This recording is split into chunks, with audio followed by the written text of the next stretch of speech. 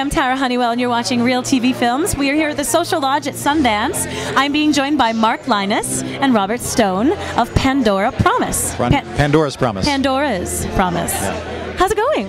It's going great. So you're the director of Pandora's Promise. I'm the director of Pandora's Promise. Tell us about Pandora's Promise.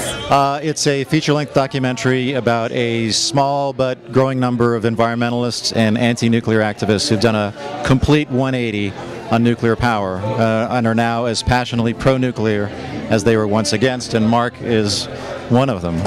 So you're converted in the film. Yeah, I mean, I've been writing about climate change. So for me, global warming is this really, really big issue which we need to solve. We need to have clean power, and it turns out that nuclear is actually one of the best options for doing that. So, you know, I had to change my mind on this whole issue. Wow. Isn't that interesting? Because globally we just hear the word nuclear and we're just naturally afraid. But you're here to tell us that we shouldn't be afraid, and it actually is a good option. Well, I came from the same position as Mark, and it turns out, I mean, I've been at this, making this movie for 3 years now.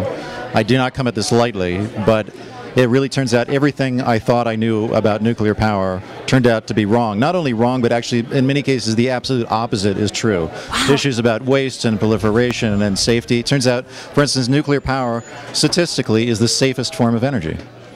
Oh, after wind. Actually, it's actually safer than solar panels because people fall off. There's more people per unit of energy produced. There's more people falling off their roofs, cleaning their solar panels than ever been killed by nuclear energy. This is so interesting. So what inspired this journey for you? What started all of this?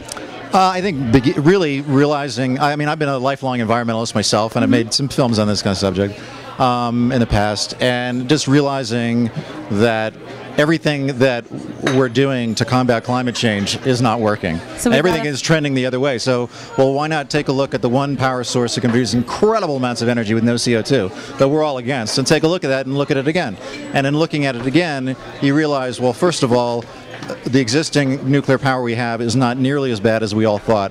And secondly, there's a whole new generation of reactors that we already know how to make that are physically incapable of melting down. They can't, like the physics of them, they can't melt down. They're fueled by the nuclear waste from today's reactors. They're very simple, modular design. You can mass produce them. And the only thing that's stopping us from doing this is the political will to do it, and just people don't have the knowledge that we're trying to, you know, impart in this film. So interesting. So we can solve the climate crisis. How did you find Mark? I found Mark because Mark is one of the leading environmental writers in Britain and came under a lot of fire from his colleagues when he came out pro-nuclear. Tell us about your involvement. When I first made my sort of conversion, I wrote about it in one of the magazines in the UK, and literally I had people emailing me who had no normal life saying I'd destroyed their lives and they just wanted to give up, and you know, and it was just the weirdest thing. And I felt from that point on that there was no going back, you know. I'd made this transition, and I'd done so because, for me, saving the planet was the most important thing, and you had to reassess nuclear if you're going to be serious about doing that. So, you know, and actually, so many people have come around now. It's really changing. I get the feeling that we are in a really different place from where we were a few years ago. Well, I think when we all thought the world was going to end last year, then people sort of started to wake up, right? When did we think the world was going to end? Well, it was supposed to end last month. Oh, the Mayans, the Mayan apocalypse. Damn, I forgot about that. We're still here.